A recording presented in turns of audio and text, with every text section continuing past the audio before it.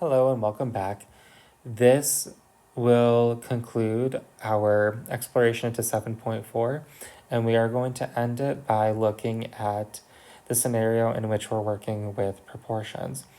And here we're going to be looking at computing the confidence interval for population proportions of two different populations, or independent populations, I should say, and how we can use our sample proportions for those.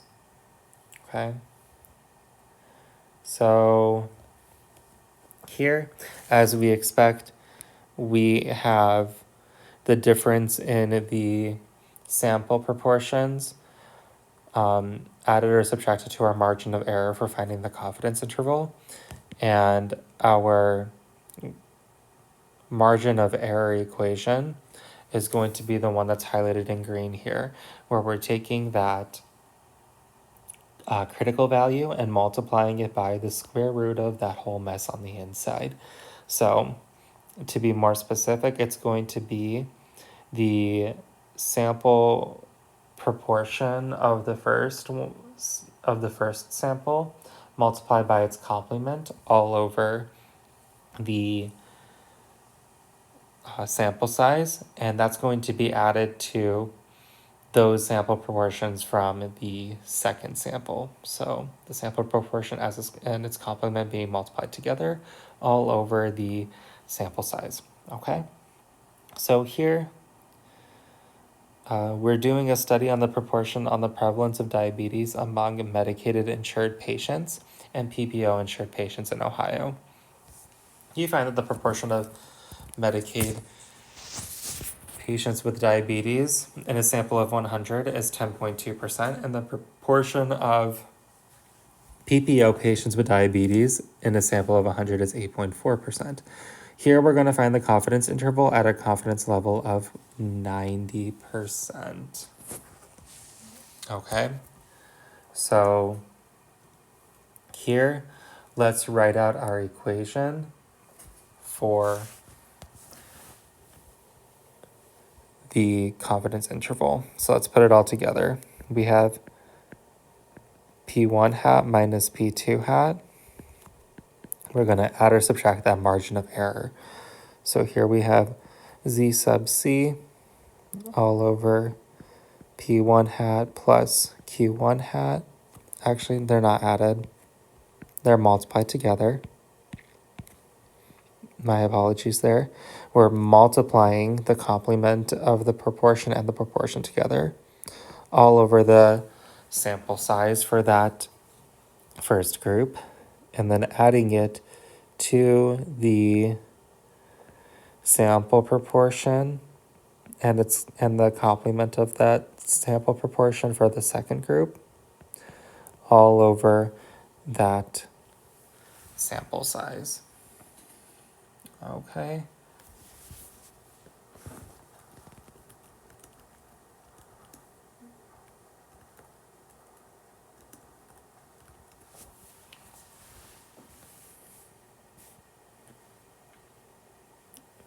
So here, let's write out all of our values. Again, I like to use that rule of thumb of putting the higher proportion as the first group. Okay, so here that's going to be our Medicaid patients. So we're going to write out all of those values as such. Okay, so the proportion of Medicaid patients with diabetes in a sample of 100 is 10.2%. Okay, those are the only two values that were given, but no need to fret. We can find Q hat easily because we know that it is the complement. I'm going to rewrite the percentage as a decimal, which means 10.2% is going to be 0.102. And the complement of that is going to be 1 minus 0.102, which, if we plug into a calculator, will give us 0.898. Okay, I'm going to put these underlines so we know that those are our final numbers for each corresponding part. And we know that the sample size is 100. Okay, next we're going to look at PPO patients for each of these values that we're looking for. And our PPO patients are 8.4%, so rewriting that as a decimal, we have 0.084, and we're going to want the complement of that, which is going to be 0.916. That finds us our two proportion values, and last but not least, we want our sample size, which is 100. Okay. That concludes our exploration for the two groups, and we need to find our confidence interval, or our critical value based off of our confidence interval. So here, if we reference back to the earlier section,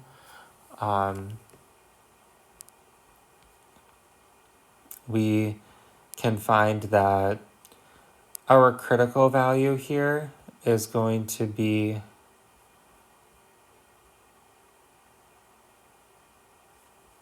around 1.645. Again, to find that, you're going to want to look back on your 7.1 section where we used the standard curve to find this number. And now we can plug all of it in. So our sample proportion for the first group is 0.102. We're going to subtract 0.084 from that. And then we're going to multiply our critical value of 1.645 to this square rooted mass, which is going to be, actually I'm going to move this over so we have a little bit more space. I can move this down a little too to help us out. 0.102 times 0.898 all over the sample size of 100. And then we're going to add that to all of our proportion values and our sample size for the second group after we do the fractional component, which is 0.084 for the sample proportion, and its complement is multiplied with it as 0.916. And we have a sample size of 100, so that will be in our denominator there. Yes. Okay. Let's do everything underneath the radical as well as everything in the parentheses on the left here. So 0.102 minus 0.084, we're going to be left with 0.018 plus or minus, let's recopy that critical value. Then let's work on one fraction at a time. Okay, so 0.102 times 0.898 is 0.0916 rounded over 100 plus 0.084 times 0.916. That numerator is going to be 0.0769 rounded all over 100. Okay.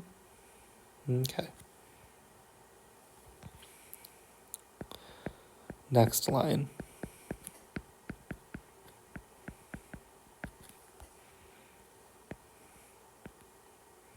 Here, let's find each of those decimals for the fraction. So 0.0916 divided by 100, 0.000916, and 0.0769 divided by 100 is 0.000769.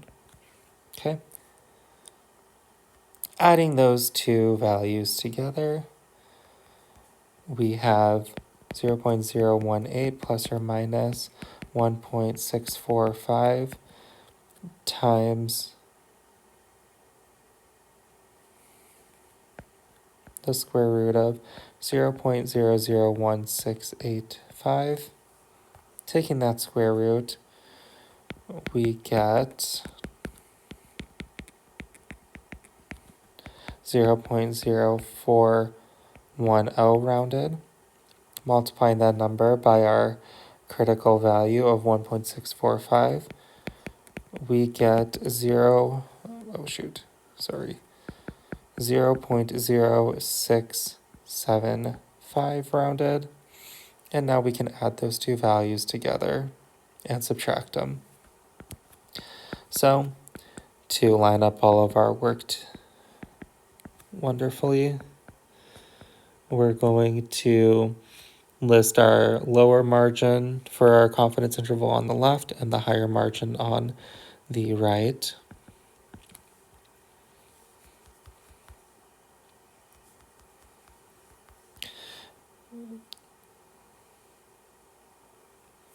And we get we get negative 0.0495 and 0.018 plus 0.0675 to 0.0855. And this is our final answer. Now, you may be wondering what we're supposed to do with this negative on the lower margin, on the lower boundary of our confidence interval. And theoretically, it doesn't make sense for us to have a negative proportion. How can you have a negative value for the true proportion with like a characteristic of like negative people? Okay, so in practice, this would actually just mean that your lower boundary is 0. But for the understanding of the calculation, we're going to keep this negative value, okay? And I think in a lot of practitioners will still report this negative value to show that it is getting to that part of that is out of bounds, so we're getting closer to that 0 value. Okay, but just for the integrity of the calculation, we're going to keep the negative there. And that is your calculation for the proportion. I'm going to leave this up for a moment to show all of the work that we did. And that concludes our exploration for this